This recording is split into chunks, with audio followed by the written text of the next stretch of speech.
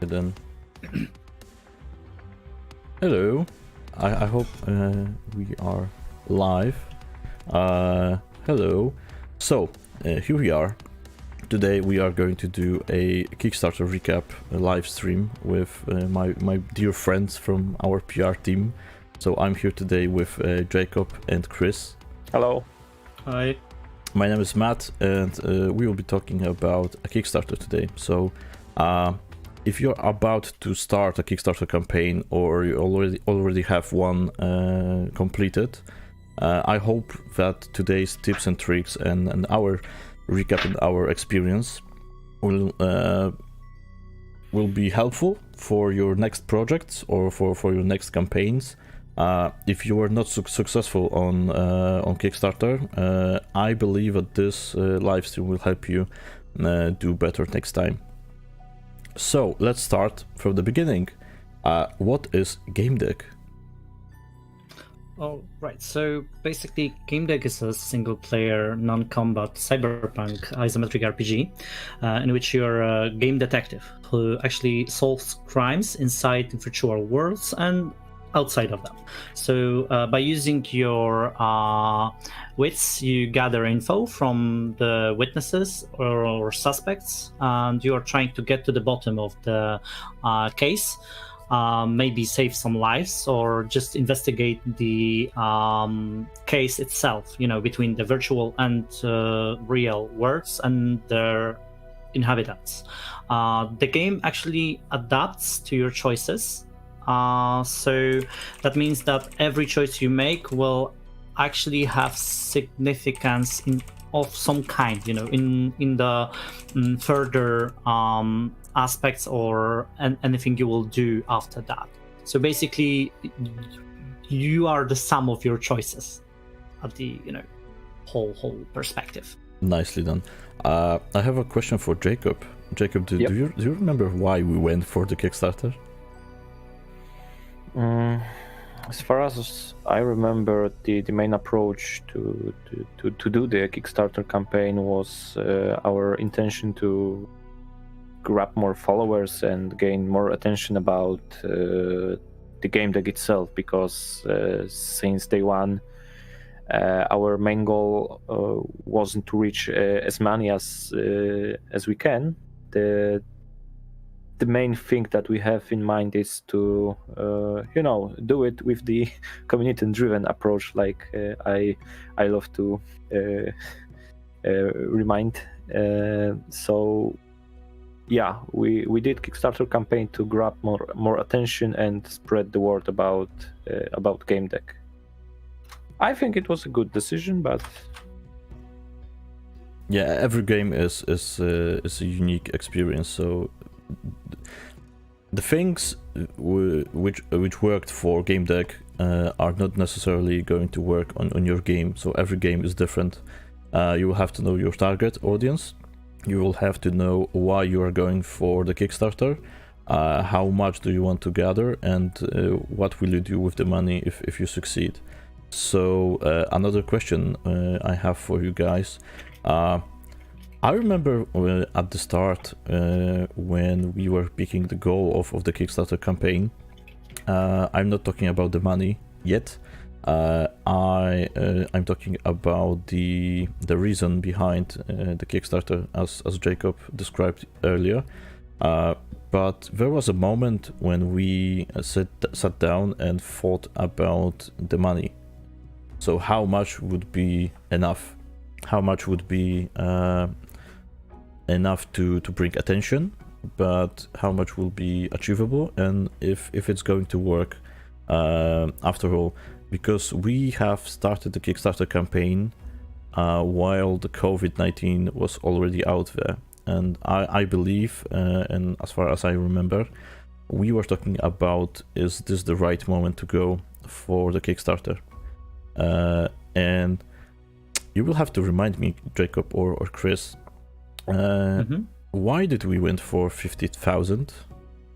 So basically, most of the campaigns, depending of the size of the project as well as the whole audience on Kickstarter, has to like describe their goal in a way that suits them the most. If you are like a small studio and you have like, let's say 2-3 people and you are making a small game, it's almost impossible for most of those campaigns to achieve like, let's say 100 or even 50,000 K goals. So when we sat down and started to think about the goal itself, basically we thought that we want to be like in the middle, so that we don't want to have as big goal as those big companies like 100K or 300K USD, rather than be like the middle ground of it.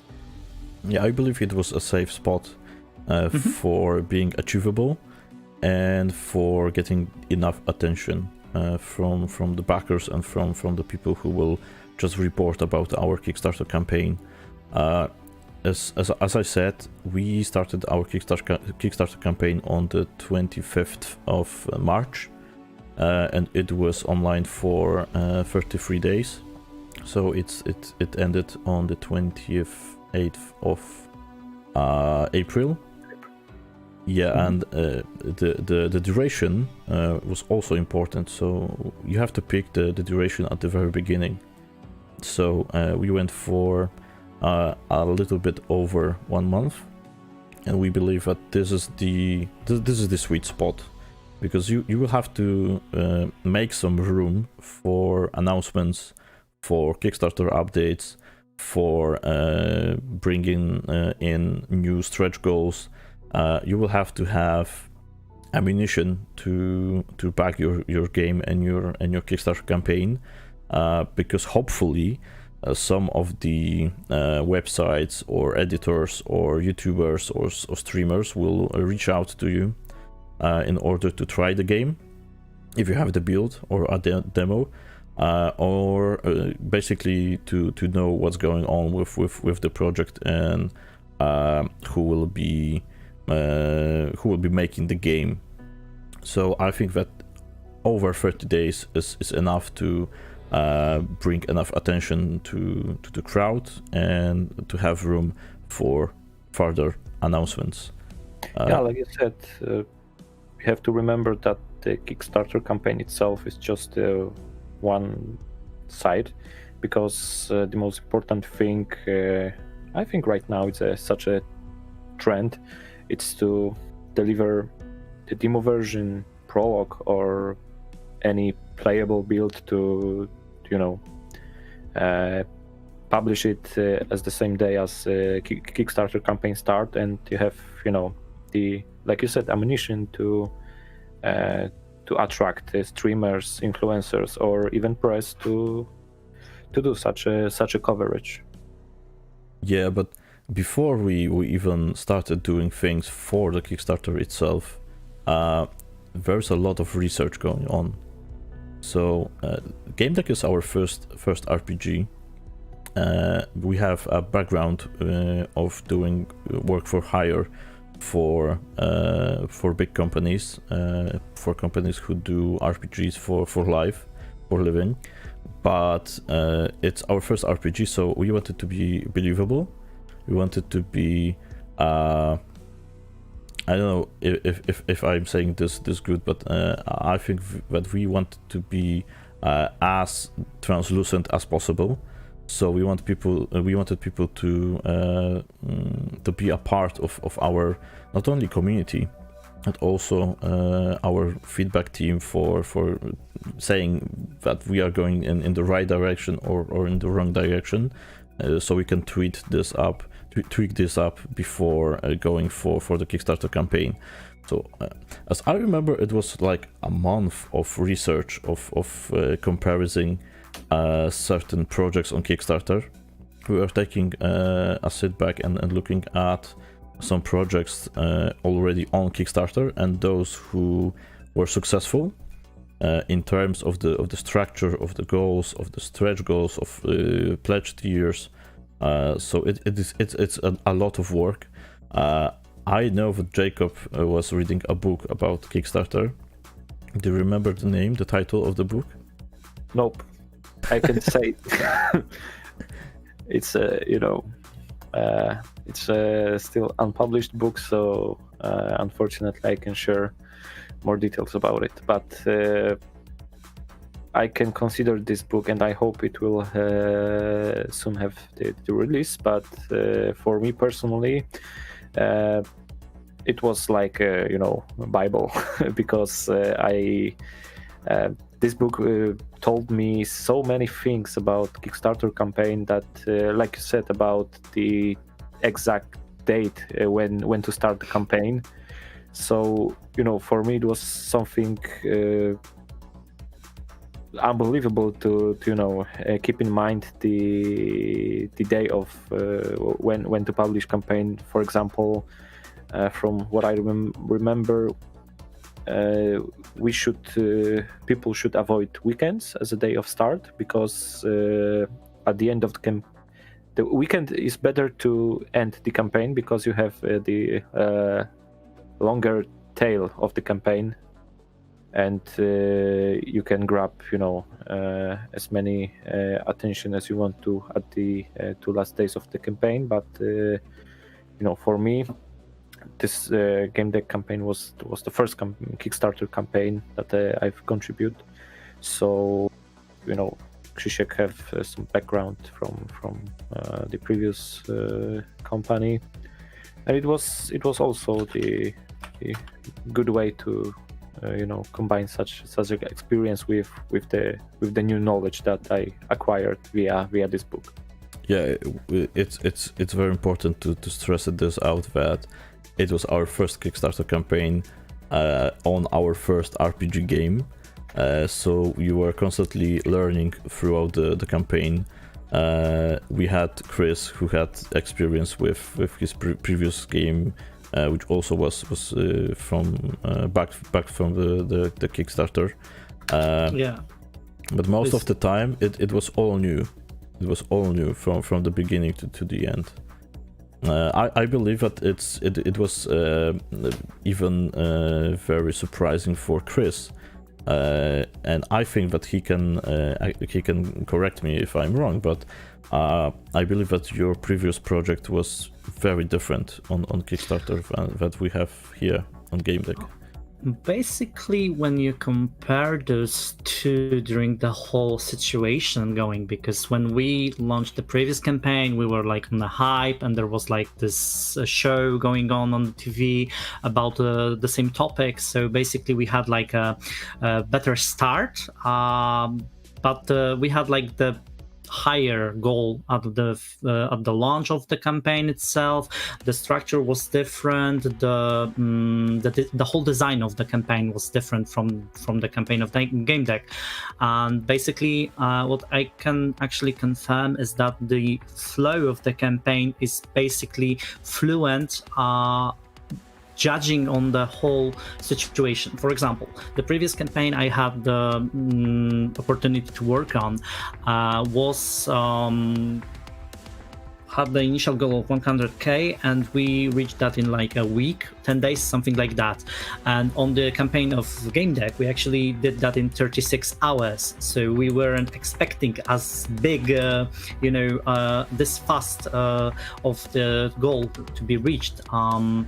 And I was actually pretty amazed by that. And I remember, do you remember our bet that we did? I actually had to shave my head because of the bet I did to the whole company, because I told them that I think that if the game, I told them that if the game will be funded in 7 days, I will shave my head. And after 36 hours, almost everyone at the company messaged me, so you have your shave, are you ready to be shaved, Yeah, and I actually had to shave my head. So I was like pretty shocked by the whole start of the campaign.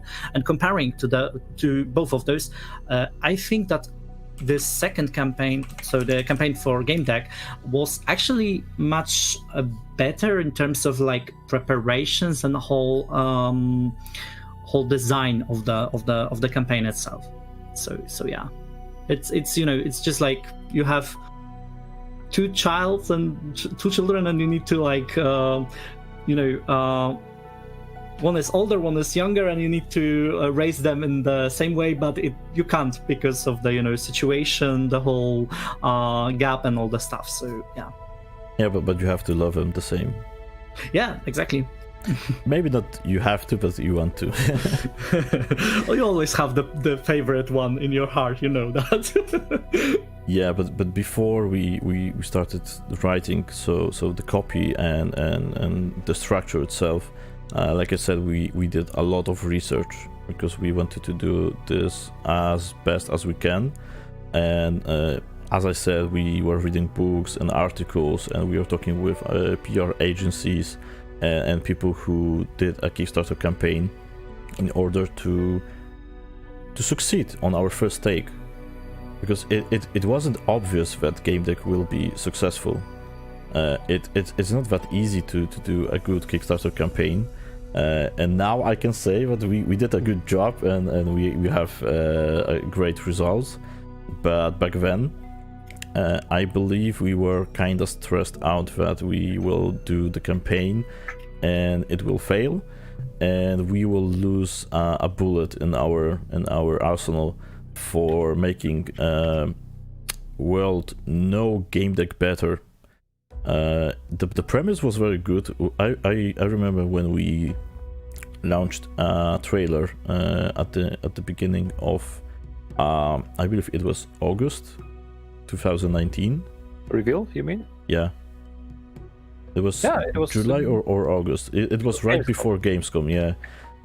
And people loved it. People loved the premise, and I believe that this core audience, so this core fans from the beginning of our way with Gamedec, made it possible to spread the word about the game and about our campaign. So it grew so fast. So when we actually started, the news about Gamedec going to Kickstarter spread across the globe very fast, and it was a very fun experience. It was very exciting, but I believe it was kind of frightening because we are a small indie studio. The PR team consisted of 3 people, 4 if you count Marta, our marketing designer, so our artist, and it's a small team to handle such a big Kickstarter campaign.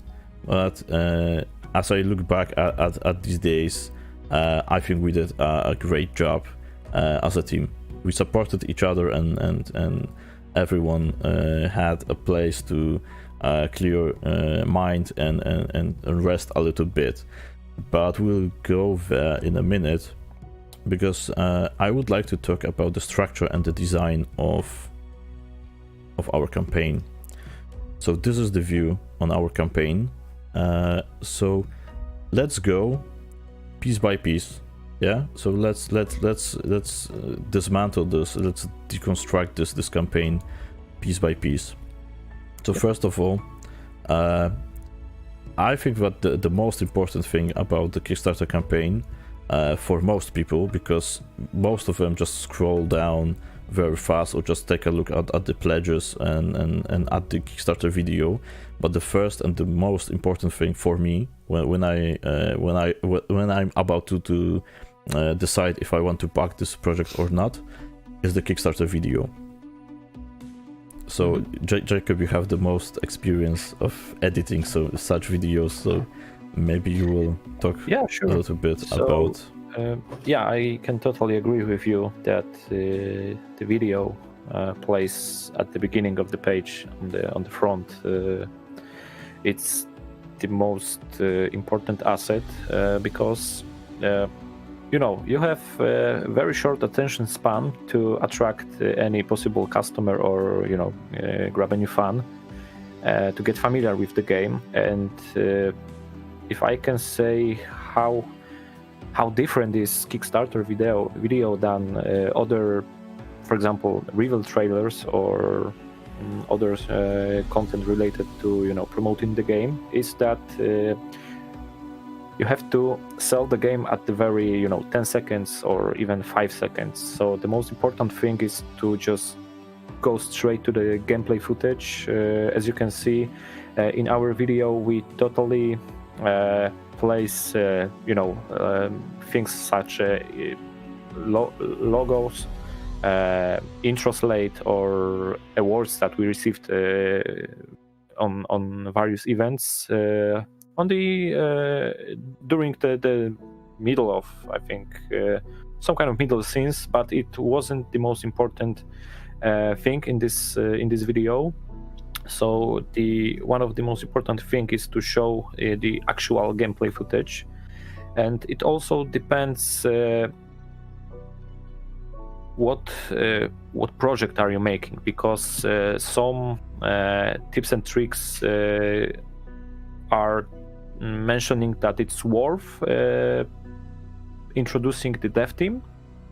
So yeah, if you are big company and you have some kind of game dev superstar, I can say that it's familiar to other developers, that it's a very good asset to put on this video, and just let him or her talk about how the video looks like, game looks like, and why you are doing the Kickstarter. But if you are in the studio, I would recommend just focusing 100% of the gameplay footage. So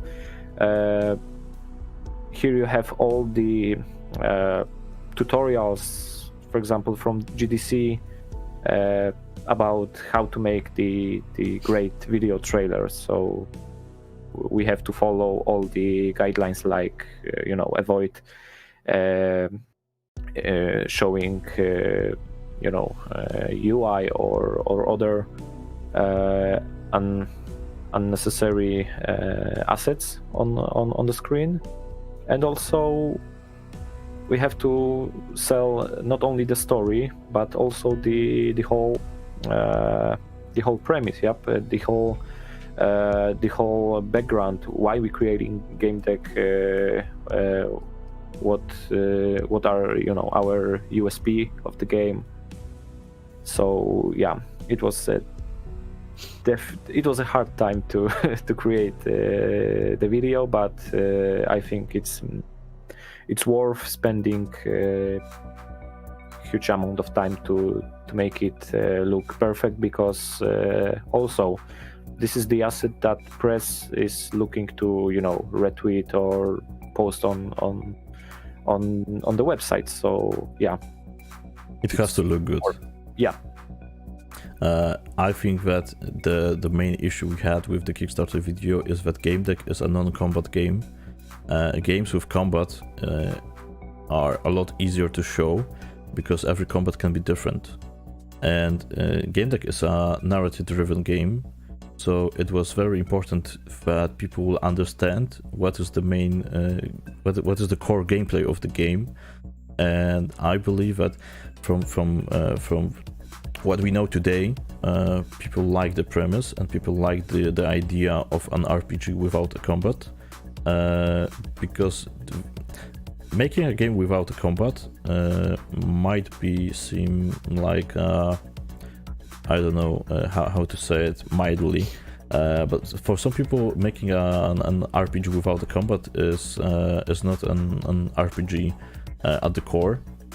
We believe that it's not the case, because RPG is about role playing, and here you are playing as a game detective in the 22nd century.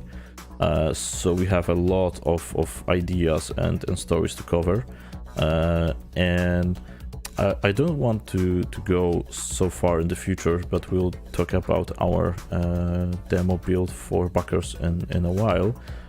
But the main issue I want to focus on was making a trailer, a Kickstarter trailer, which is interesting for the amount of time you need to show off the game is almost always easier for games who have combat. Yeah. Yeah, I can agree with that, because when you have a lot of video fixes on the screen, it's much more easier to grab viewers' attention. I don't know if you what I mean, but it's much more easier to keep eye tracking on the things that you are that you would like to highlight on the video, because here we are creating isometric RPG where player is always centered, and you have to do some magic to to make the footage visible. So like you saw on this video, we use, for example, free camera and try to detach the camera from the point that it should be placed during the game. But also it's a very risky thing, because like I said previously, Kickstarter video should showing your game in 100% how the player will play it. So I will get back to this question once again, that for example CGIs or cinematic would not fit to the Kickstarter campaign. So it's also worth doing some research. What is your game in terms of genre, and how you can fit the most common guidelines while creating the video trailer. So for example, like you said, action games are, the pacing is much more dynamic. You can do quicker cuts of the scenes and make the whole pacing dynamic. And in our game, I think it was quite a challenge to make the video engaging in terms of not a gameplay, because gameplay is engaging for people who love isometric RPGs. Yeah, that's the point. But how to make the video, how to interest other people that for example, don't like isometric RPGs, but they are want to show the whole video and for example get the most of the trailer by get familiar with the concept of the game, how the game looks like, what are the locations that we are creating, what's the whole story. Yeah, I think we are reaching for the cyberpunk genre fans. We are reaching for the people who love isometric RPGs. We are reaching for people who just like narrative games and people who love decision-making games. So we have a lot of field to cover, and you have to squeeze it into a one trailer. So yeah, after that, after you have the video, or in the meantime, it depends on the company and the procedures, you will have to sit down and think about the structure. So about the what's first, what goes next. So the structure is very important. You have to sit down and talk with your team. What's the most important thing you want to show people? We have some gameplays in between the paragraphs of text, etc. It's important to have at least basic game description, so that people will have to see and read what the game is about and what's so special about it. It's a very good practice to include GIFs into the Kickstarter campaign, because people like to watch animated things. If we were about to describe the scene, I believe that most of the people will not know what we are talking about, but a single GIF can explain a lot. So yeah, but that's the point of graphic asset. You just take a look at this screen on right now on the video, and you know that it's game with the cyberpunk genre, that you are walking on the street, and you have a short glimpse about what the game could look like. So that's the point, to make the assets do the thing for you. Yeah, it's always easier to use assets rather than a pile of text. So Yeah, it's also very questionable because you have to create those assets. So you have to, for example, run Unreal Engine and do the proper screenshots. So it was easier for me because I had to write the text. yeah, you are in charge of copy. So So the next thing I have written in our agenda is talking about the rewards. So we had a talk about what should we give to our backers and what should we do with the rewards. What they want. Yeah, what we want, because I believe that we had a talk that we didn't want to include something which is pretty but useless. So we wanted to give people something they can use, something which is practical, and something which is very popular nowadays. So I don't know if it's well seen here, but we have some pledges and tiers and rewards. So you have to have the game. It's obvious, yeah. We have certain pledges which we thought will be successful. And I don't know if we stated that before, but the Gamedec is based on a series of books by Marcin Sergiusz-Przybyłek, and the author is working with us on dialogues as a consultant. He also looks for the dialogues and story of the game to make it as strict to the books, to the original as possible. But I don't know how to call him otherwise, but I like to think about Marcin as an asset, so we have to use it. It's obvious that we had to use Marcin. So I don't know whose idea this was, but we asked Marcin to write a piece of novel, one chapter, I believe, to include it in just one of the tiers of the pledges. Jacob, was it you? Like, I don't remember right now, but let me think. But you were in charge of this pledge tier Kickstarter special. Yeah, sure. So yeah, I forget that you are talking about this tier. Exactly. So I have Marcin in mind. So sorry. Yeah. So it was some kind of initiative for me, because we have to attract people. Because, like you said, all the backers are looking to pledge the cheapest tier when you have a game. So mostly on Kickstarter campaigns, you have these early birds at the beginning of the campaign. That, for example, it's 5% cheaper, or $5. It depends on the reward tiers. But you have these limited and cheaper tiers to buy the game. And we did such a thing that you said we create the Kickstarter special pledge, that it's in the same price like the standard tier with the game called Gamedec.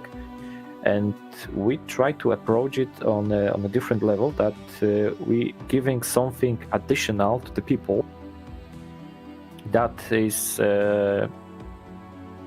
that people will receive something more, but it's in the same price. So what's the point? It's obvious that it's in the same price like the Gamedec.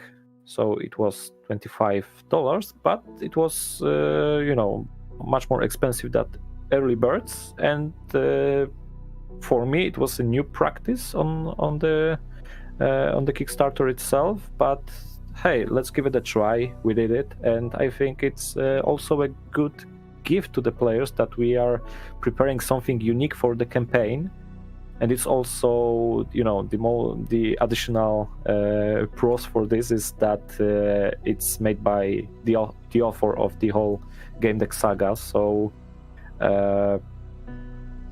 Personally, I think that it was a good idea, and it's also worth, if you are doing campaign, it's also worth considering how you can make the Kickstarter support tiers or reward tiers different than the other, because I will skip the question, and I would like to tell you something more about the hierarchy of the tiers, if I can call it that way. The most standard list is to something like listing is including all above. So you have, for example, a tier for $10.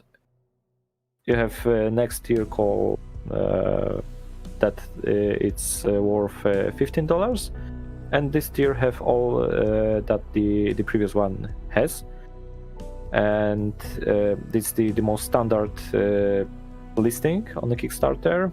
We tried to do something different. We tried to make the only digital and physical tiers. We did the postmortem, and I don't call it like a success, because for us it was also the problem, because we have to generate additional job while managing all the people, because it was just confusing, right? We split it in a, I think, weird way, like I'm looking right now, but it's the same Kickstarter special. For me, it was interesting initiative to try it. If I can say something about Sure. the tiers itself. So basically, what we had in mind was to diversify the tiers between the physical, digital, and the digital was also diversified in a way that all of the people had choice what they want for the price, not like the common, as previously mentioned by Kuba, the all of the above process. And basically what it actually makes is that people who are interested in a specific type of pledge, because they don't want, let's say, physical items, or they don't want let's say additional physical content like a digital art book or soundtrack or anything, they can only pledge for a small amount, which is nice, and they respect that. If they want more, they also have a chance to do it by using the higher tiers. And the core goal for those tiers from our approach was to give the most possible choices for all of the tiers to the backers. So they had like tiers where they had almost everything which is digital, or they had like a different tier which had actually the possibility, let's say, to record a message, or like they had the option to have all of those, like the digital and the physical. Yeah, so like there's a lot of different things you need to consider while making those tiers, and you need to have the approach of the how your campaign can actually be more appealing for the backers, rather than like you have this whole mess of the goals. Nobody knows where is everything and where is actually some value in that. So you need to keep in mind to have like all of the things considered. Yeah, and we were also thinking about high tier pledge for guys who like to be a part of our designers team. So what we thought was not only having people to play the beta, as we just released it, but as I said, we want to have Gamedec as a community-driven game and community-driven experience. So we thought about a numerous way to include people from the community into our game design process. So it's easiest to show it on the designer tier because it's the most expensive we had. And as I believe, we were thinking about the amount of money we want for this tier, and the amount of people who can buy it, because it's very crucial to say that some pledges are better to have a limited options. So if you have a designer, I believe we had 4 designers, because when you give people an access to design the game, so naming a character, it's in the design you can appear as an NPC in a mini quest. You can name you can have your name in the old Yet bar wall. You can name the item or the NPC or the company in the game, etc. etc. There's a lot of options. You can interfere with the designer's process. So you can also record a voice message, which you can listen in your apartment between cases. So the more options to interact with the game and the design process you give to the backers, it might be kind of complicated if it just takes too much time. So it's very crucial to limit some of the pledges.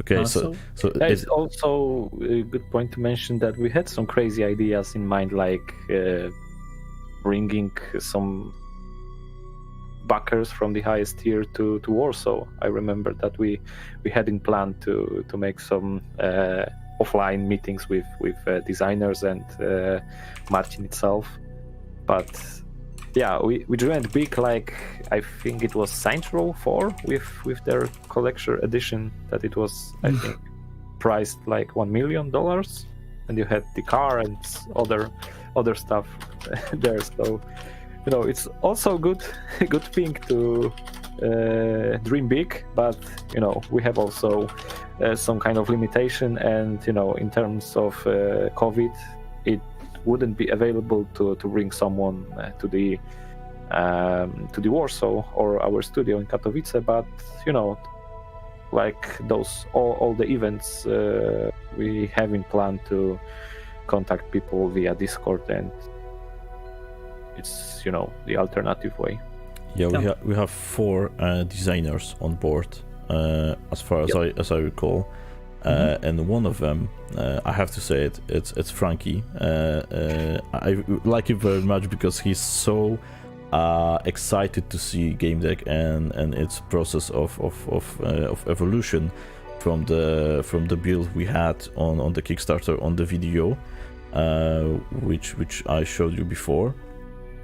But every single month he sees the project evolving and growing up. And he's so excited about being a part of it. It's so nice to see that some people are as much excited as we are making this game possible, and he's so committed to the project and to the community that he's even a moderator on our Discord server, and he's doing a real good job, especially that he's in a different time zone. So when we sleep, I know that our Discord is safe. So it's very important to have such people around, and I have to say we have a very great community on our Discord channel and on our social media channels, but it makes my job very easy. So designers are the highest tier pledges, and we have 4 of them, and we're very intrigued about how they will add to the game in the development process, because this is still a work to do. So we talked a lot about the rewards, but I think it's one of the most important parts of doing a Kickstarter campaign. because you can have a great project, you can have a great premise, you can have a great battle plan, but if you fail with the rewards, some people will just go for the cheapest option just to get the game. But if you make them excited about what they can achieve by a certain reward pledge, this is the sweet spot. So I think that when we talked about the rewards, we were thinking about something we will want to have ourselves from the game. So about a week or 2 weeks before the whole campaign even started, or was it even a month or two? You say that it was my idea. I don't remember if it was my idea, but we tried to do something to make the rewards distinguishable on the first sight, because it was just a wall of text. And as I said, you say it was my idea. I don't remember if it was my idea or not. About the icons, the icons, and the emojis, and it was definitely your idea, because I would never got into any of those, like, emojis on the pledges themselves, and I didn't do that at the previous campaign. So I never actually, I doubt that I ever saw that previously. I don't recall. And when I came to the project and I saw it, I remember I asked who did that, and Jacob said, yeah, it was Matt's idea. And I was like, that's brilliant, that's actually so amazing, and it's readable, it's easy, you look at it and you know what it means. So I thought that this kind of additional tweaks to the campaign are reserved mostly for example, you have some kind of platformer game, or just fantasy or puzzle game, or other match-free games where this kind of visual attraction it's proper for the game. But personally, I think that it's must-have on the Kickstarter campaign right now, because it helps you track all the rewards that you have in different tiers, and especially if you are not going with the included all above spirit, it's help you track where you have this CD icon, where you have game in the tier, etc. So yeah, such a small thing, but very important. I didn't know if it was possible to include emojis in this section. But we tried, they appeared, and we went all the way down. So every single reward has its own unique icon. So as Jacob said, it's easier to track the changes between every pledges. Okay, so yeah. Yeah, but make sure that you do the changes before you publish the tiers, because as far as I remember, you cannot edit it after it's published. No, it's not like that. It's actually, you can edit the pledge, but if it's empty, if nobody bought it, if somebody bought it already, you cannot actually edit it at the time. So you need to take care of the pledges and all the tiers you want to post during your campaign, because if somebody buys it, you have no chance to edit it. You can contact Kickstarter and probably they will be able to help you if you have like the correct because like there's a typo or anything like that. But I don't know how it works with the includes part of the pledge itself. So you need to take care. You need to be very careful about that. So yeah. Fortunately, we had a problem with doing the tweaks in the specific case. So yeah, it's make sure that you double check it or do the changes before. We had something to fix. in the pledges? Yeah, we had actually. It was after we announced our partnership with Displate. Yeah. We wanted to add the information to all of the pledges that that there is a 40% discount code for everyone, and actually we weren't able to add it, and we contacted Kickstarter, I remember, but they said no, just add the information in the update, or just leave it as it is, and just inform all the backers of the bonus gratification form of the voucher. And yeah, we just sat down and was, yeah, that's okay, we will go with it, because some of the pledges have those. Those were the pledges which were added during the campaign after we the limited announced ones, the limited when ones, we did exactly. the second drop. People wanted a second drop. Yeah, that was actually a funny story, because we had like those limits on the physical releases, and they actually sold out pretty quickly, and we were like, yeah, okay, but we wanted to have it limited, so it's fine. But all of the community started to like pressure us on that, like, we want more, I want to buy it. And when you have like a chance to make somebody happy of it, and it's not as hard to make like 100 more copies or something like that, we actually sat down. I remember we had a call and we were like discussing it. Should we do it or should we not? How it will affect the guys who actually pledged on the pledges before? And the solution was that we made the second drop, but it was priced like $10 higher than the previous one, so that they had like the early bird version of the physical, and after the second drop landed, they were like at $10 more expensive. Yeah, the pricing is important too, because you cannot do a physical pledge, for example, at a lower cost than you will have to produce it. That's impossible. You kind of like lost money on that. You need to have it all sorted fixed out before. Yeah, exactly, because shipment cost. Yeah, shipment costs. Actually, the shipment is a very funny thing, because when you need to consider the shipment and you you don't want to worry about it, you can like add it later on some platform, like for example BackerKit or anything else. But if you want to be like transparent from the start, like us, we wanted to fulfill the shipment during the process of the campaign.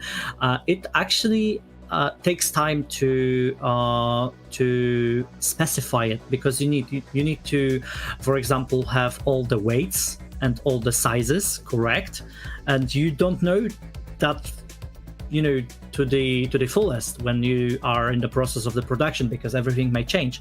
Let's say, for example, you will use a different type of paper, or you will use different type of box or anything, and it can actually affect the cost of the shipment.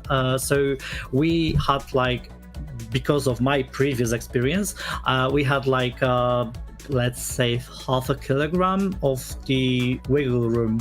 Like, I always round it up instead of down, because I always worried that it may actually affect the cost of the shipment itself.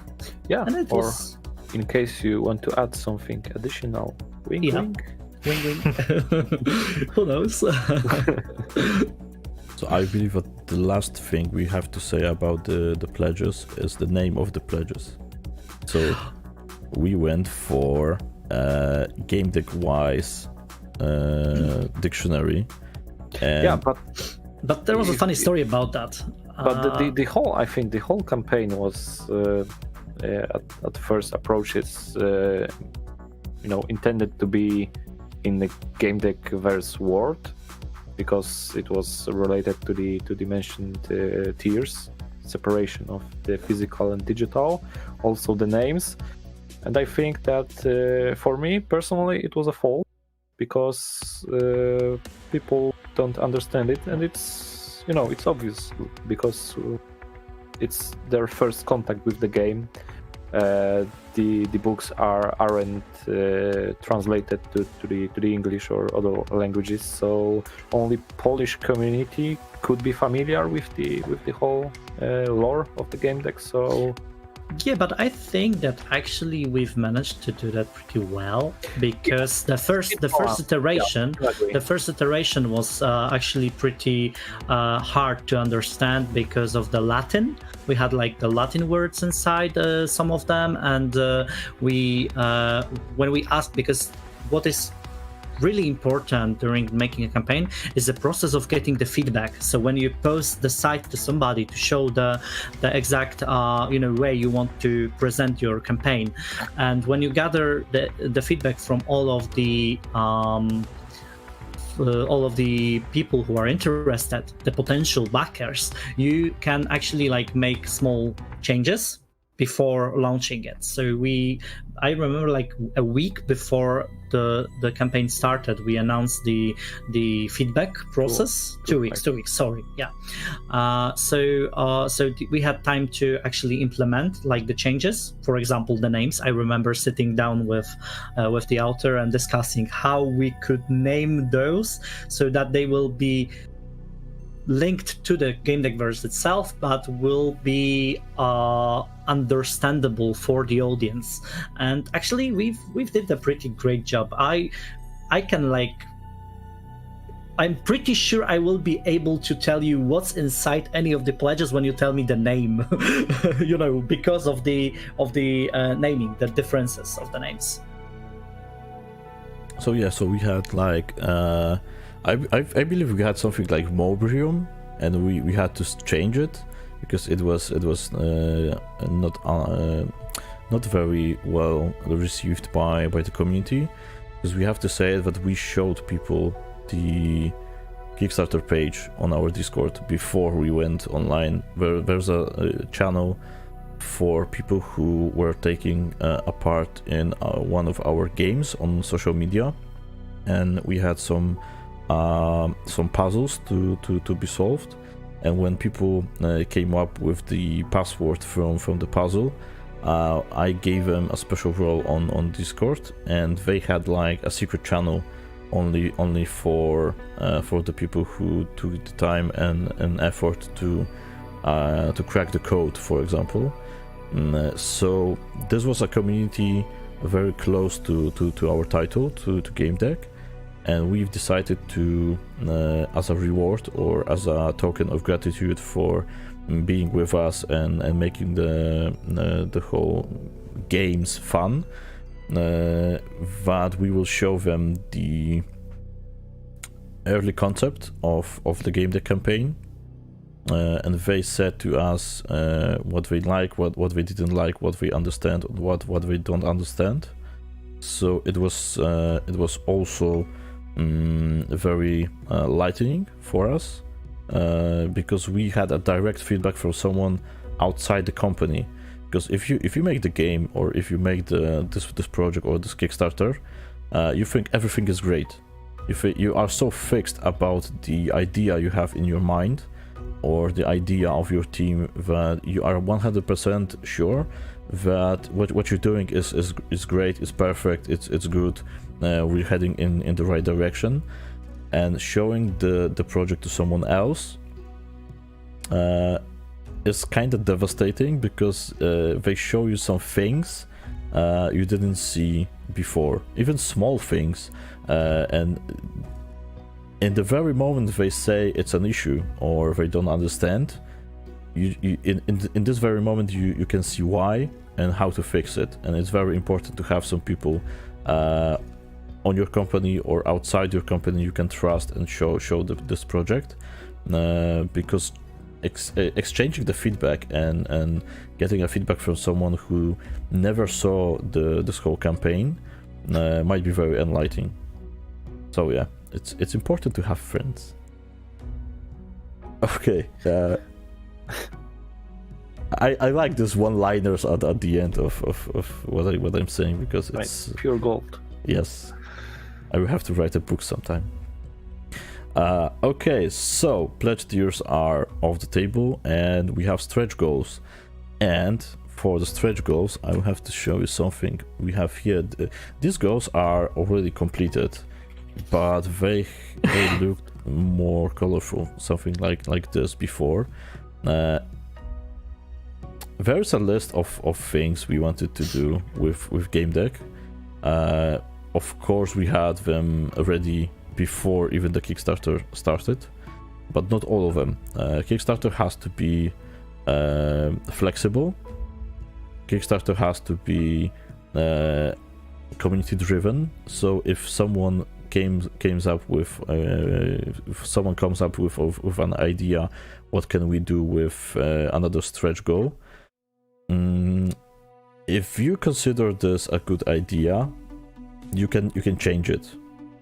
But there are two schools of doing stretch goals. One is posting everything from the start, so you have everything in one list, so you know that if we get like 500%, you will get this and this.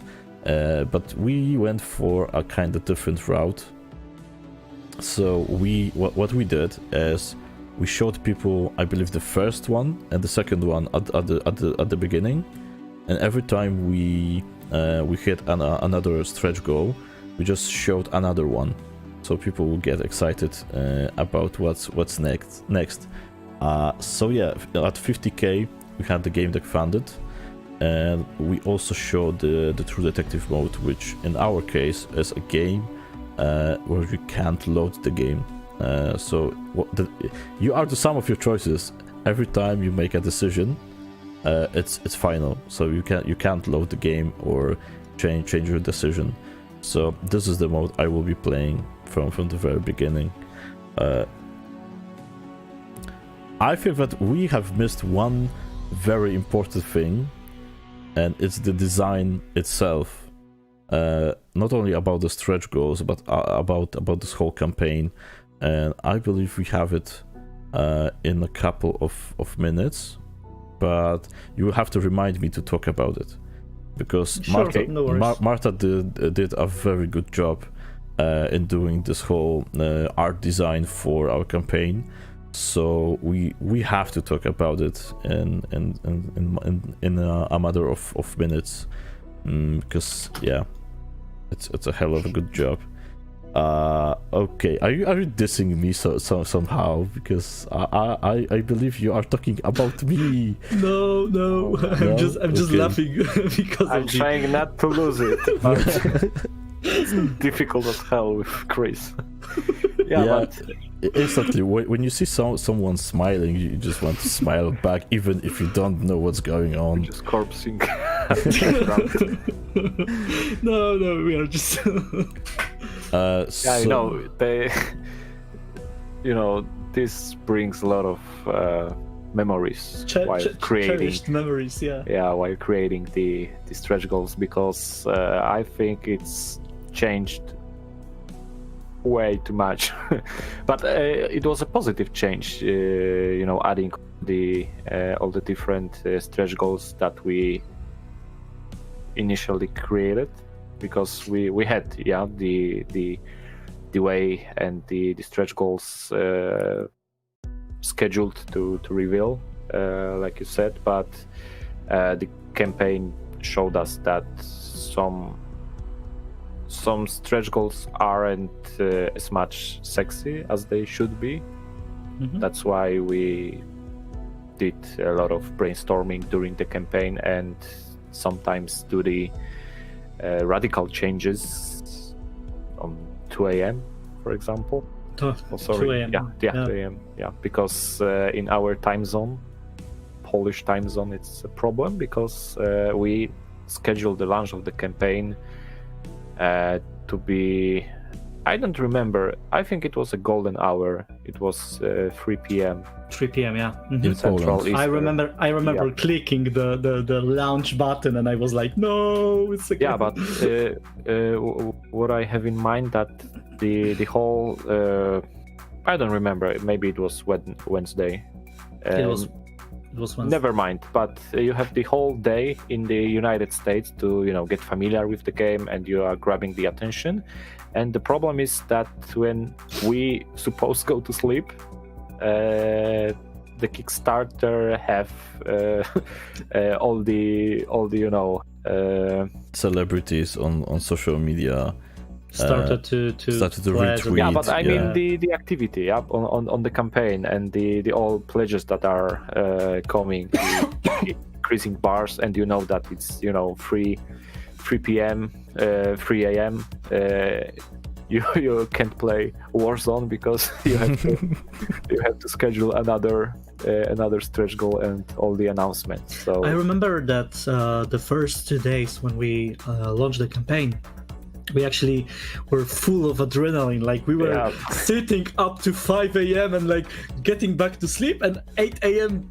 getting out of the bed to work. And I remember like the hellish times of having those 2, 3, 4 hours of sleep just to wake up in the middle of it to check if something's changed or did we reach another goal or anything like that. It was like it's magical in some way. It's fun when you like taking a step back, in your mind to these times when all of those things happened so quickly and so unexpectedly. Definitely one of a kind experience. I thought that I am a night owl, so that I can sit in front of my PC till the 5 a.m., 6 a.m. After the second day, I had it totally rewritten in my mind. So every single hour of sleep was very much appreciated. I believe we had to take turns at some time to cover some of the night hours. As you said, the moment we were supposed to go to bed was the moment when the USA started pledging, and we had to be on watch because surprisingly, most of the stretch goals were completed around 2 or 3 a.m., especially the first ones. So the first 3 or 4, we hit them like 4 or 3 a.m. And we had to be on site. We had to be in front of our PCs to upload another update. It was a fun time. I don't remember much of it because my brain was on a standby most of the time. But it was a fun time. Yeah, it was great. So we had some of the stretch goals, which are pretty standard, I believe. So more interactions, additional character customizations. But there's one of them we didn't know if it will be on the table at the moment we started the campaign. So we had an idea that the Gamedec explores games in order to help people. So why not we write or phone call some Polish companies to see if they will be okay with lending their IP. So Gamedec will be able to travel to some of the worlds from another company's game in order to solve a case. Yeah, but I want to say that it's very, very huge topic, and it's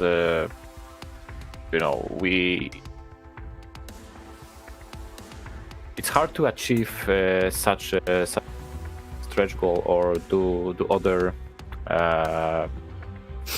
for example coverages on social media, because a lot of other indie studios mention us, retweet, or do just a simple thing to help us getting more coverage. But what I want to say is that all the appearances on the events, do the networking during the, for example, PAX Online right now, staying in touch on Twitter, just be visible on various events. It's hard work, but it can pay off in such a things like Kickstarter, because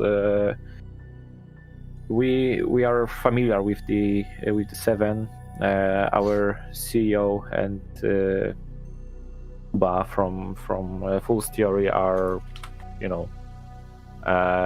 colleagues, and you have this connection between both companies. But it's for just for a typical small indie developer, it's hard to estimate some kind of deals and do some huge collaborations. And I just want to say that it's Kickstarter is a place where you can use your networking knowledge and all the experience that you have, all the connections, to maybe try to do some biz dev and not only do the stretch goals like we do, but also grab more attention on the social media or other gaming websites, because biz dev is also all about getting in touch with press representatives, because they are selling your game or promoting. Yeah, so fortunately we have an opportunity to do the 7 days long gone virtual world in Gamedec. So it's a good example of a collaboration between some studios in Poland. We are all friends in here, so we know most of the people working for some of the studios, because it's a small community, but it's a very tight and family friendly community. Yep. So we had an additional stretch goal, which I believe was not intended to be, and we had a very strong pressure from the Spanish and French communities, and they said directly that if the game is not in French or Spanish, they will just cancel the pledge, or don't buy any what pledge a harsh at all. narration, Matt. Yeah, it was a pretty harsh narration. They asked for it. Yeah, they asked for it, and they asked very consistently. It was pretty hard, but that's the main idea behind the adding this additional languages, so French and Spanish, because at the beginning of the campaign we said that we'll have English, Polish, German, simplified Chinese, and Russian.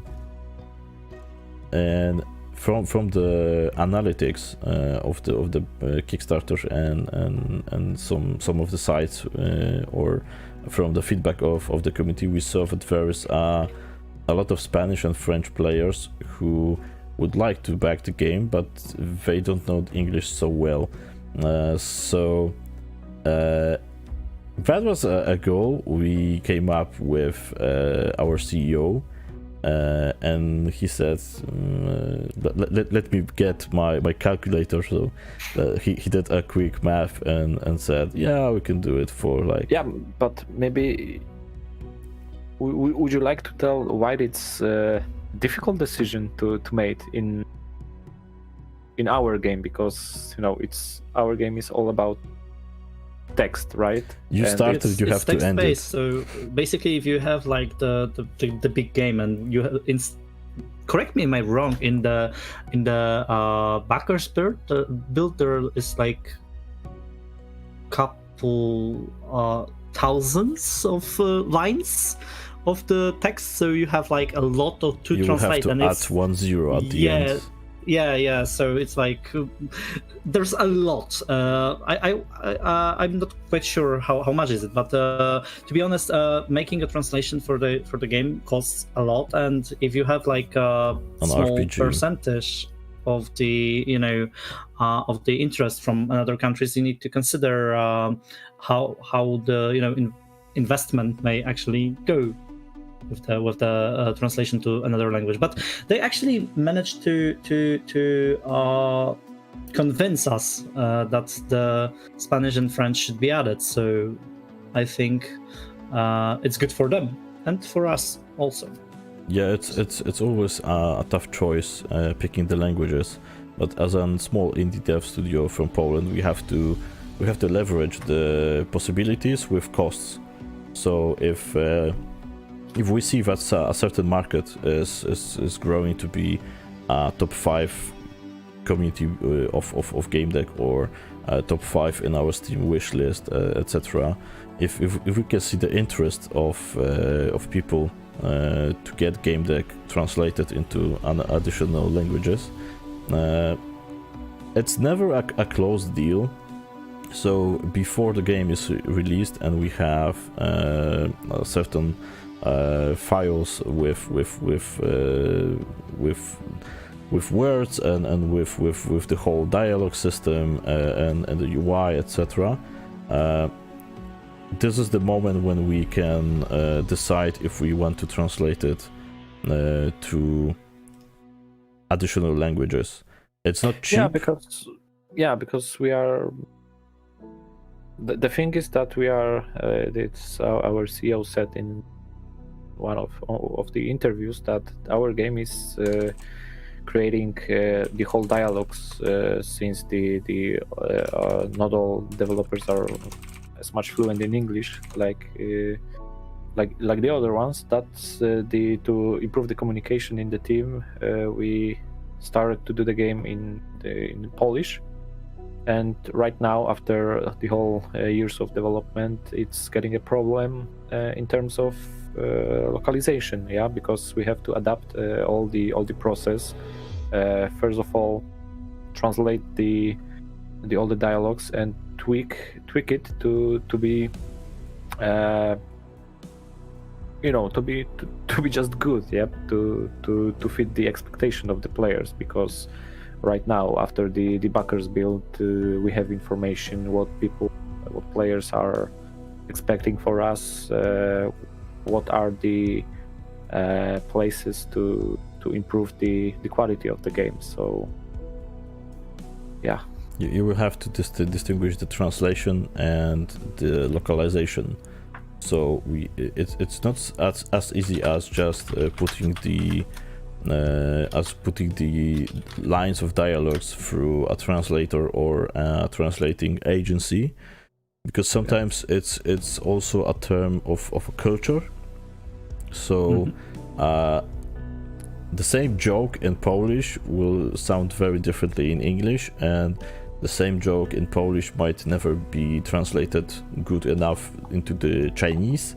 So it's not just a simple translation. You have to localize most of the dialogues in the game.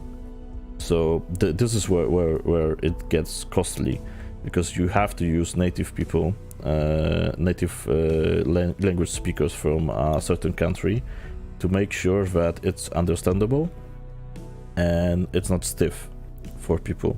So if I put 10 lines of dialogue into a Polish-English dictionary, translating from a Google Translator or something like this, it will be very stiff, and it will never sound as good as just translated by a native.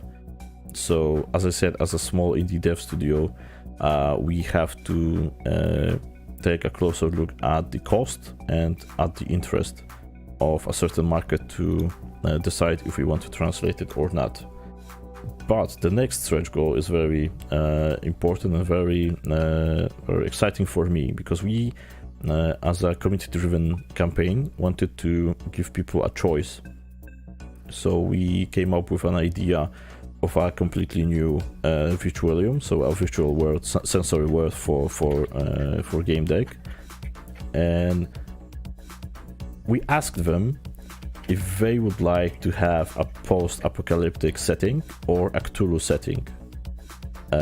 We can use Cthulhu because it's an open source universe, yeah. So it's not a copyrighted IP. We can do a certain piece with Cthulhu, and most of the backers, I believe it was like 75 or 72% of our backers, just wanted to see Cthulhu as one of the worlds in Gamedec. I believe it fits, because in the world of Cthulhu you have a lot of detectives and stories, etc. I think the whole community-driven approach is worth mentioning out here, because the the way how we approached to this stretch goal was for me something unique, because we place on the table 2 virtual worlds, right? We put Cthulhu and post-apo, and we just said that hey, our fellow Kickstarter backers, you have the choice. So it's worth mentioning that the choice was not only to pick the virtual world, but you have the huge influence how the game will look like, because you have to consider the virtual world as a completely new map with new design, with new interactions, with new dialogues. So it was a risky, but how this decision come to this point where we at? As far as I remember, we did a tough brainstorm about which word should be placed place in the game, and our dev team was very separated. We couldn't agree which virtual world should fit to the game. Someone said that post-apo is way different. It's popular. It could grab more visibility, and a lot of has a lot of potential. The other part said that this dark and anxious Cthulhu way would fit the detective vibes, and would fit to the game. So finally we decided to go with the community voting, and like you said, I think it was 70% to Cthulhu. Yeah, it was 70%. I remember, because when we set up the initial idea of the worlds, we actually I actually was the person who said that right now Cthulhu is on a run because of the RPG pen and paper sessions, and a lot of people are playing the Cthulhu Call of Cthulhu pen and paper RPG. So it probably will be the best to go with this one, and I wasn't wrong, because when we saw the results of the vote, when we saw the Cthulhu was actually far higher than post-apo, I was like, yeah, it was a good choice to let them do this. Mm-hmm.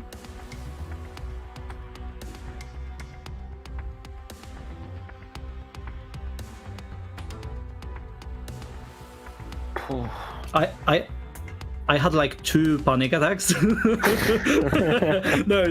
I was joking. To be honest, I remember that when we started, we had like a full flood of the information going on every social media, because of our team, the board of members, the dev team, and all of our friends were like replying to or retweeting or reposting or just sharing the info about the campaign. I remember that we were like checking out every mention, and we were like hyped because yeah, it's going through.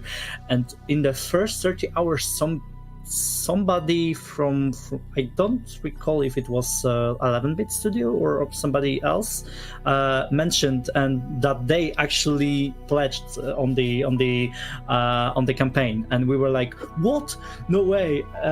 So it was like the first 30 minutes were so exciting and full of adrenaline and emotions and everything. That's I like the moment when we're getting closer to reach another 1,000, and Mm-hmm. we had, I think, the biggest and the longest conversation on our studio Slack.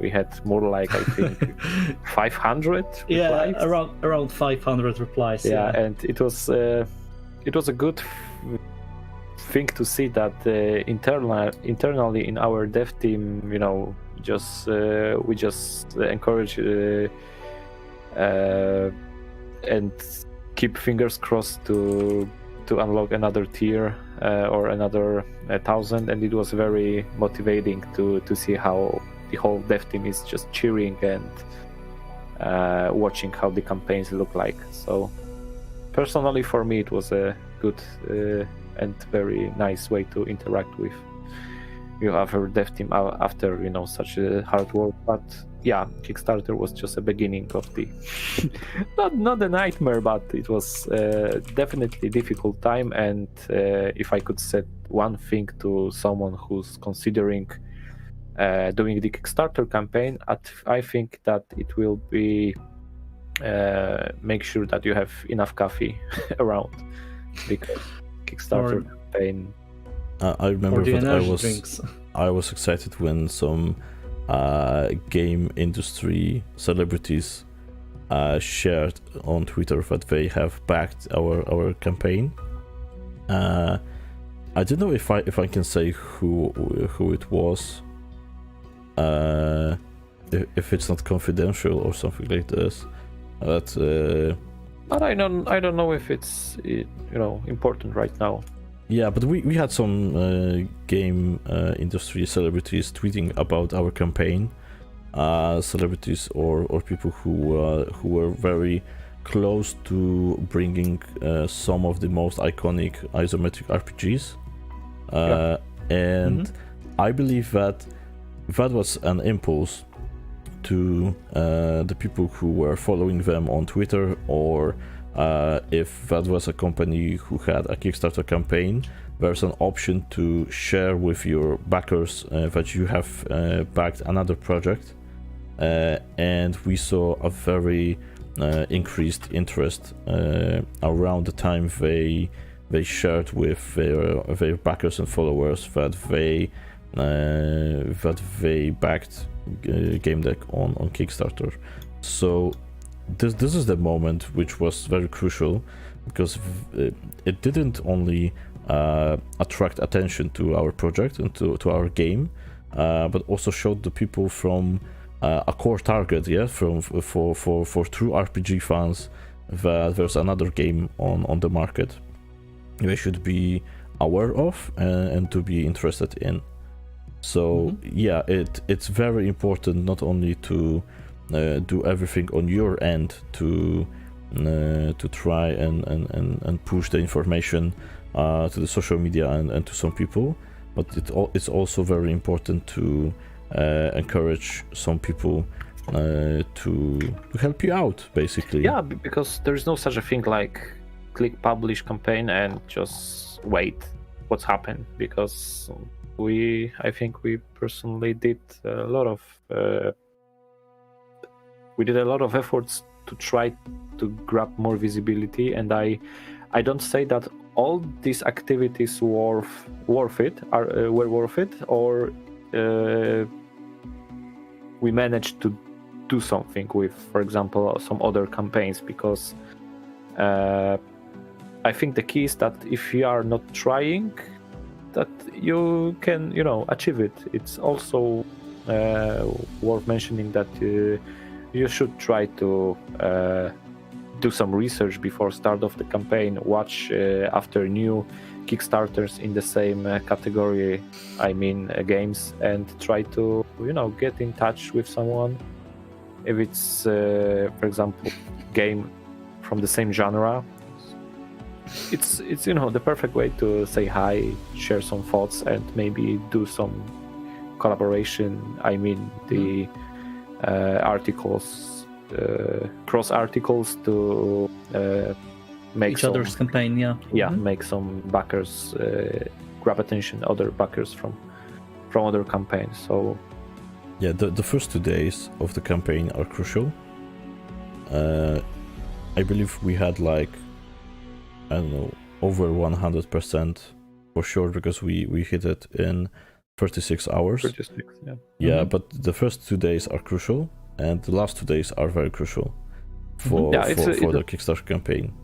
Standard it's because workflow. It's actually because the whole structure of the campaign is like, first 2 days are you show up, people get interested and they start to pledge. After that, when you have like some peaks or some other updates or announcement, or you just get funded, there might be some substantial growth. But the first 2 days are the most important, and the last 2 days, because people see that the project was funded, they have like unlocked many stretch goals, they managed to announce so many things, so yeah, I can actually add to it, so they pledge more. And at the end, the core amount, it's like the 2 last days and 2 first days are almost the same in terms of like people joining, not in the terms of money, but like in terms of backers going into the pledging process.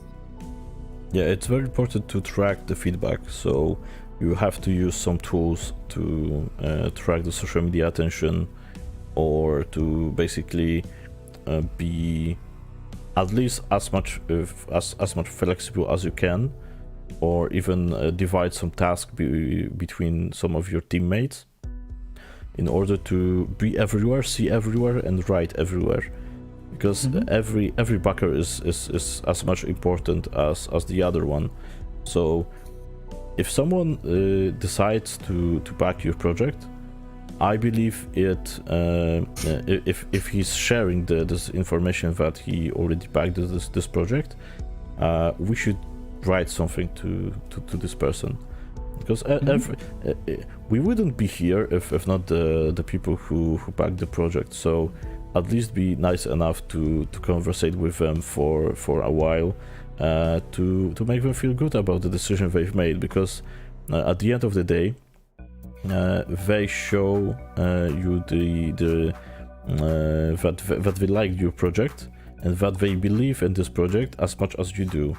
So we are in this together, and I always encourage people to go to our Discord server to talk with other people who likes Gamedec, or even our devs, because most of our team who works on Gamedec is on this Discord server.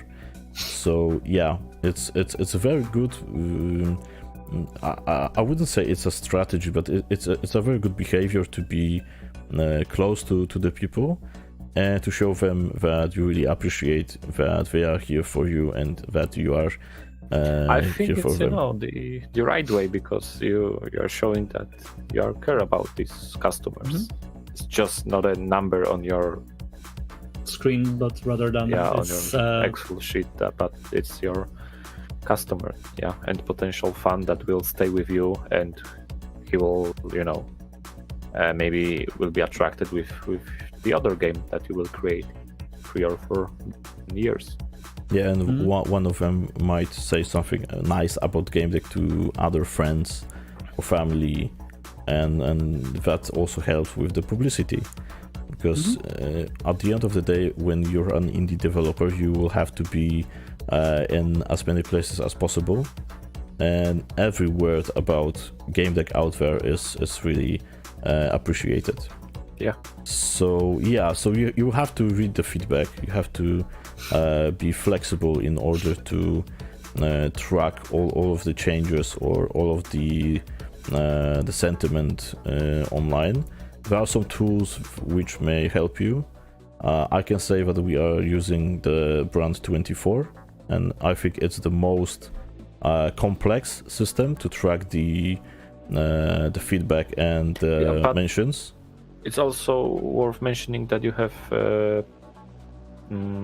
free tools that are, it's not as much advanced like Brand 24, but you have, for example, Google Trends. Yes. Something like that. You have Google Analytics, so you can also track the potential target. You have Kickstarter analyzing tool, the whole statistics, and you can check from where you have this target and in your audience. So it's also worth mentioning that you have free tools. Yeah, and the Kickstarter analytics is very awesome, because you can create a unique link for various purposes. So if we were about to run a Facebook ad in three options, you can generate unique links for all 3 of them. So after, I don't know, 1 day, 2 days, or 3 days, you can just see in the analytics how many backers came through this link and how many of them pledged to the campaign. So it's very important to take a look at the statistics and just analyze them to not only save money but to reach out to as many people as possible. And then I think that's enough about being flexible and reading the feedback. But I said that the most important days of the campaign are the first 2 and the last 2, but we have a blank space between, which you have to fill. Yeah. So Chris, do you remember how many topics we had in mind in order to fill the space between the first and the last day? Oh my god, when we started working on it was like, I remember personally writing like 22 or 23 possible updates, but they were all scrapped almost at the start because of the whole, funding process, and we actually started doing them somehow on a go because some of them required us to, for example, the stretch goals or the parts of the campaign themselves, like announcements. But core was like 7 or 8, so that like there is like for every week like 2 updates on something, depending on the type of the topic, like for example professions or aspects of our game. There was like I will say like 22 at the start. After that they were like scrapped out and written from the beginning. Yeah, I'm back, sorry. The post office, they cannot wait. Yeah, so basically you have to have a lot of updates ready and topics to fill the void. Let me tell you that. And as I said, you have to be flexible. So if you see that people are more interested in, for example, sound design, you can do a piece about sound design and how does it look in Gamedec. If you see that they like I don't know, GIFs or they just want to have a lot of high quality artwork or concept arts, you can provide them with. So it's very easy to fill the void, but there is a moment when the pledges just stop, and you have to do something to encourage people to start pledging again. And I believe there was one moment when one of the other campaigns mentioned our project, and it was a huge hit, and we gathered like $10,000 in 1 day.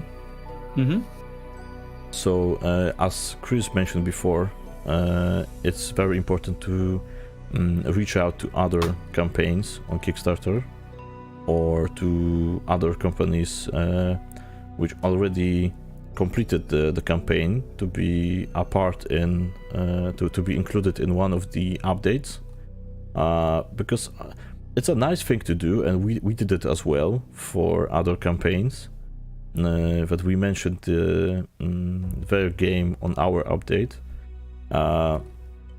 and it does a lot, especially if the games are very similar to each other.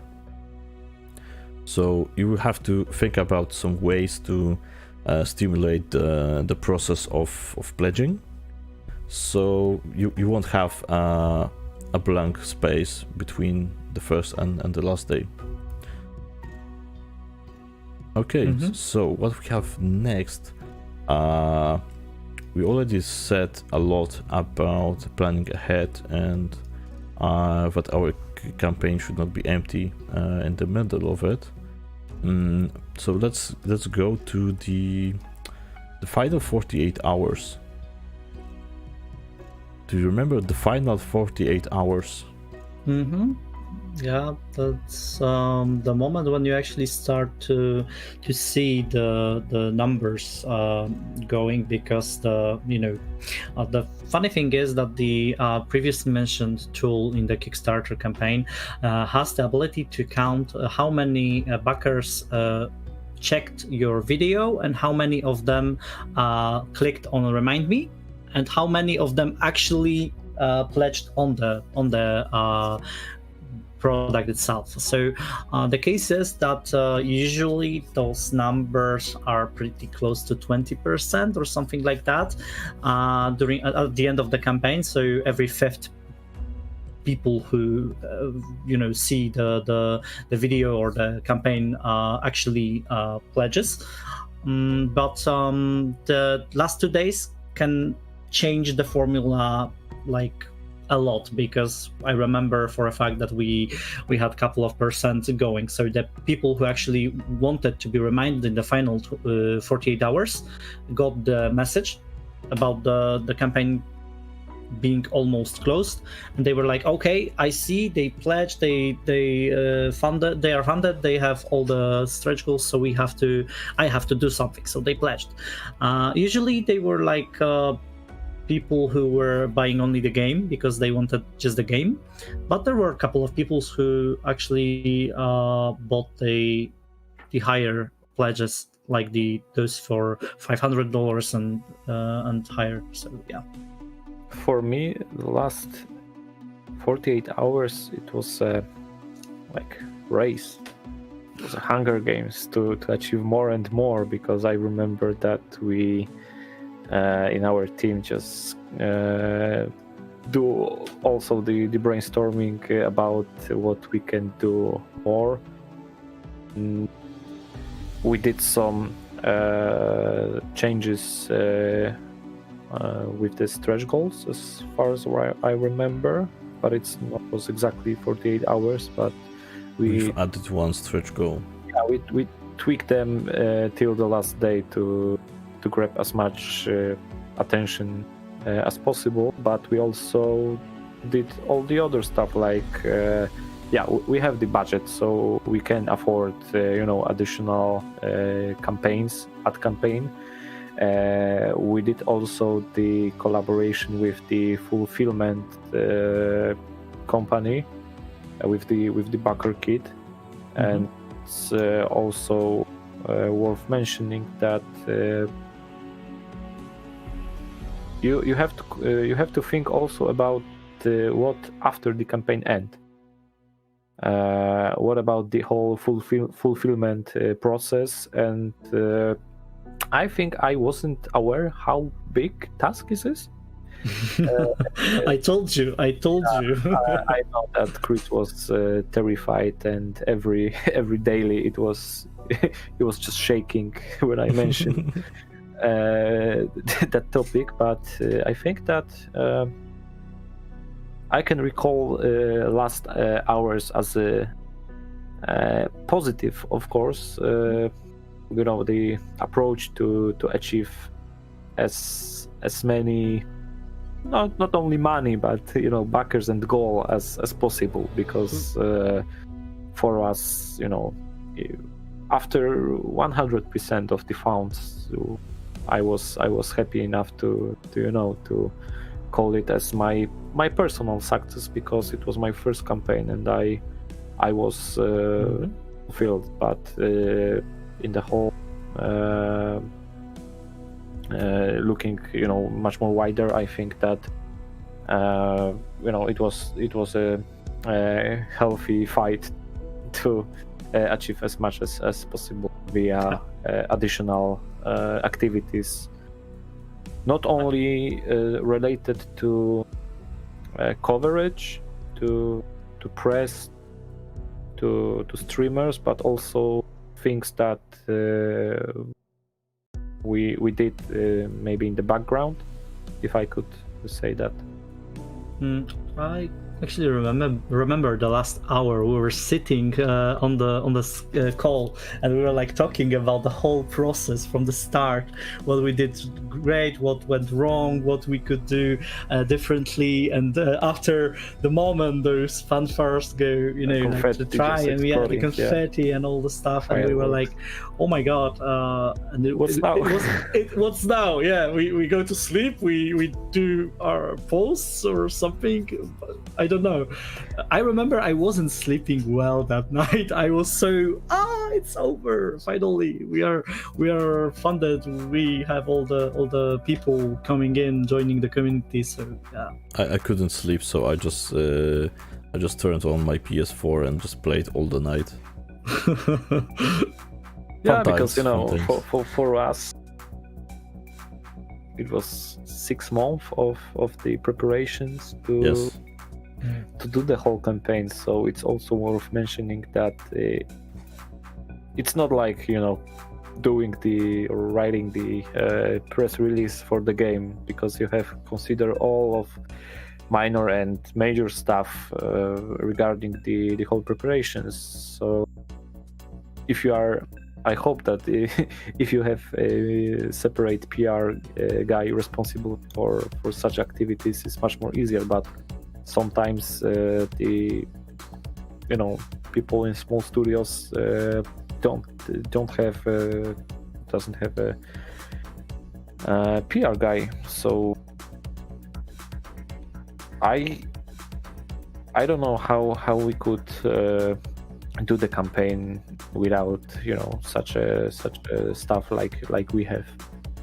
Yeah, it's pretty hard, because doing it one person is almost impossible. You should be like aware how big of the project is letting your own Kickstarter campaign to run, because you have different types of things you need to consider and a lot of different tasks to do every day. So if you are the only person responsible for that, it's almost impossible to make it. So yeah, you have to reorganize your work during the day. You have you know, priorities that are most important during the day, and we are fortunate enough to have Matt or you, Chris, on board, that you just could handle the, for example, communication with backers, right? I wouldn't say that it's you know, something maybe the other way. It's in terms of, for example, business and other tasks that you have during the campaign that you have fulfilled. Communication with the backers itself, it's always down below your priorities during the day. For if you have community manager in your team, you know, it's his the most important one, that you have to communicate with the people. You have to engage this community, and like Matt says, it also your task related with Kickstarter. Kickstarter campaign is just a small part of your responsibilities, because the whole campaign is influencing all the other things related with your game. For example, Steam page. Maybe you have IndieDB page. Maybe you have all the other accounts like Facebook, Twitter. You know, Kickstarter is just the one platform, but you know, the campaign is influencing to all the other pages, and we are responsible for checking these pages, keeping up to date with all the details, and doing some articles if you're willing to. So it's quite challenging, but I think that the number of activities that you are doing depends on how big is your team. Yeah, and the most basic things like, do you have budget to do some campaign? Do you have PR team, like some kind of outreach that you can use external PR team, and if you have fault and friends in a game dev industry that could help you with all the things. So yeah, it's quite a challenging stuff. Yeah, the end of the campaign is just the beginning of the road. You have a lot of people to manage. You have a lot of people to. You have a lot of people who trusted you, that you will do the best as you can to provide the best game you can. So it's very important to be very close to them. And this is another time when I mentioned Discord, because for today I believe it's the most community-friendly place on the internet. You can gather people from Kickstarter and basically your whole community. So yeah, if you're a backer and you're listening to this, just go straight to the Discord and say hi. Yeah, put the link in the chat. I think it's that way. I think I already did it, but I could do another round of inviting people to our Discord channel. This there. Yeah, but it's just the beginning. You have to think about the people who wanted the physical editions. You need to be in a constant communication with people who just want to play the game.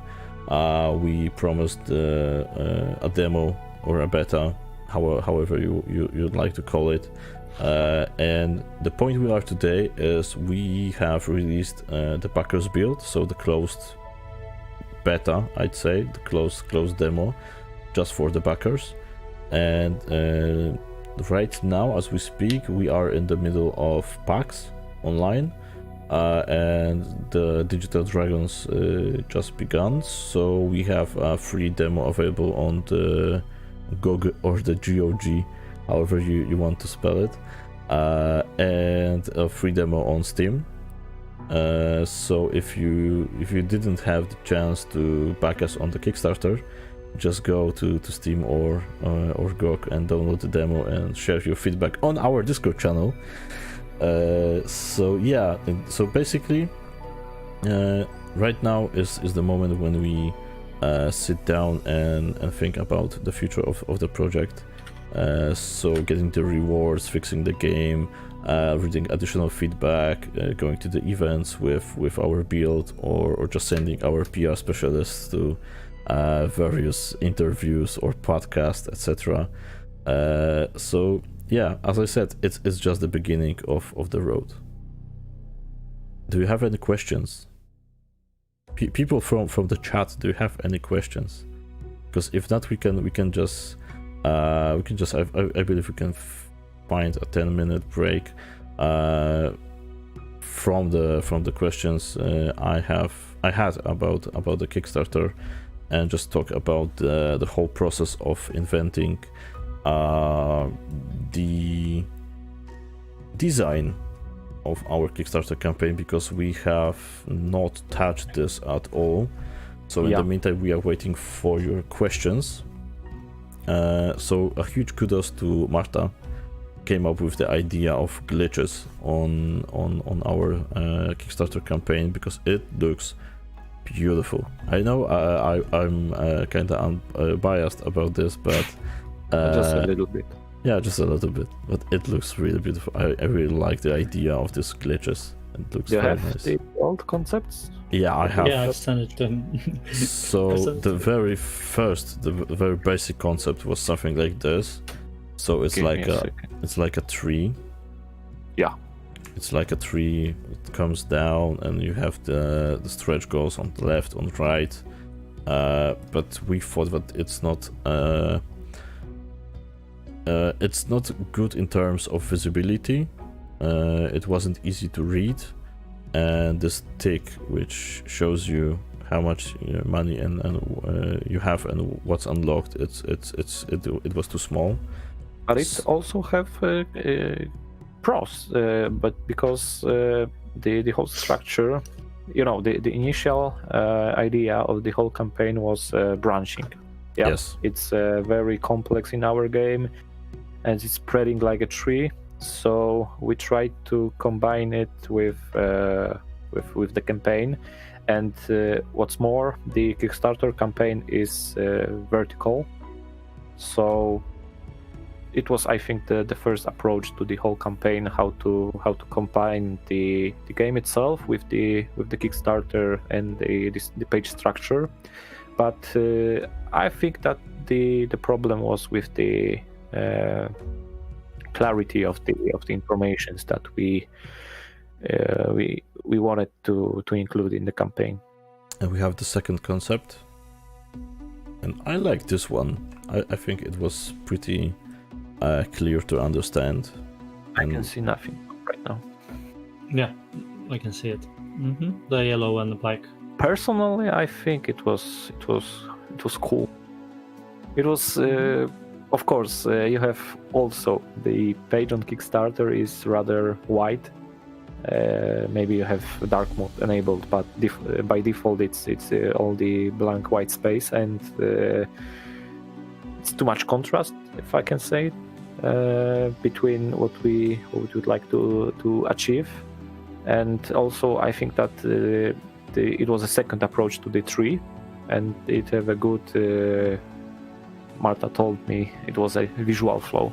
Yeah, I'm not a graphic, so it's difficult terms, and it was pretty flexible in terms how we want to place the information, because on the previous one the tree, if I could say that, was a problem because we couldn't place it on the left, on the right, and it was a centered position. And as you can saw, it was a problem with the clarity of the image. Right now, the whole structure was more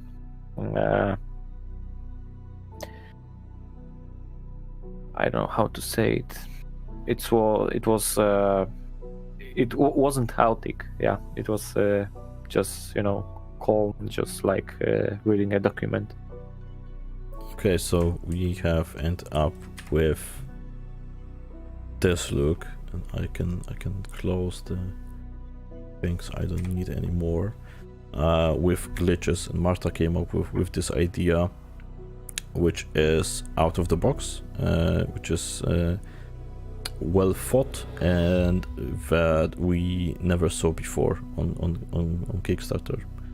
So making your Kickstarter campaign look unique is also one thing to consider, because I believe we like the idea of some Kickstarter campaigns that were just pieces of images cut throughout the whole campaign. So we have decided that we are putting most of the text on the graphic, on these images, because we had more control of how this text will look at the end of the day. So yeah, I think it's very consistent. It looks great because it blends with the background. So as Jacob said, the Kickstarter is white by default. So having a PNG files or something with the alpha channel transparency looks very great on Kickstarter. So yeah, I really enjoy campaigns where you have a GIF or GIF. I don't remember GIF. which GIF. GIF. Okay, so if you have GIF on with the opacity, with transparency, and I think that I don't remember which one. Never mind, but we can do it next time. Yeah, during our researches, we saw those GIFs, and it was for me very cool stuff that was highlighted during the campaign. We have those GIFs in the normal proportions, so I think that for us those headlines or this kind of graphic like postcards are something that was it was different than usual, just a wall of text with image that just breaking the structure. Yeah, if you have any footage or any preview in press or from the content creators, you can include it in the campaign. It looks cool, and we had the Slack to be previewed by the PC Gamer or any other media outlets out there.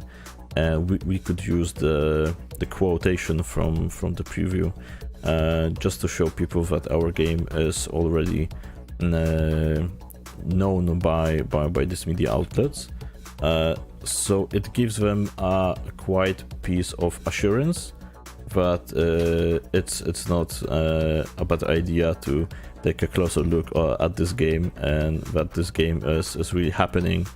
Because having PC Gamer and RPG Gamer and all of this media is well assuring. You can put these recommendations also on your Steam page or website, trailer, any other thing, because before the release, those previews made by the press it's also worth adding those information in your press kit. As far as I remember, we did it in our previous games, but those are the things that people could make their opinion about the game by basing on those coverages. So it's also worth approach media and place those reviews, previews, or other articles, interviews to your campaign.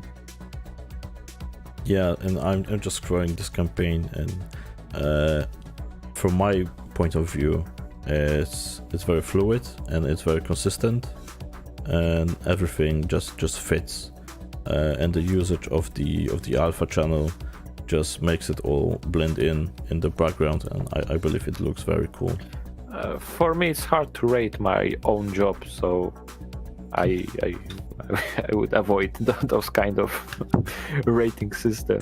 Fortunately, you have me. Yeah, if people, other Kickstarter visitors were amazed, that's cool. But it was a hard task for Marta, if I could say that, to do the whole visual campaign, make it outstanding and different than the other things, because it's also worth mentioning that at that point, back in March, we had the current promo art in preparation, but the first one isn't in 100% matching the whole visual structure of the campaign. I mean the graphic assets, because with the campaign we did we went through all the rainbow colors, right? Because it's also worth mentioning that I think that stretch goals, it was from warm to colder colors placed. And the first promo art was all about the dark, cold colors, and here we are doing just weird combination of colors using filters and glitches in Photoshop. And I think it's for me personally, it's the main, the strongest point of the whole visual assets are that it's way more different than the asset that we are used before. I think that the second approach to the campaign, those with the yellow tree that you showed, Iriel, I think it was closer to the assets that we are used that we used back in March and February. Yeah, like this one. I remember that we had a lot of graphic on social media. I think our first website, the first iteration was based on that colors. The whole additional assets on Steam page, right?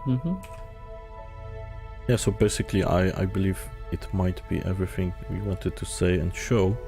I have one more thing to talk about, but I encourage you to ask questions, because we are here for you. So if you have any questions about Gamedec or the Kickstarter campaign, just be sure to post it on either Twitch or YouTube channel.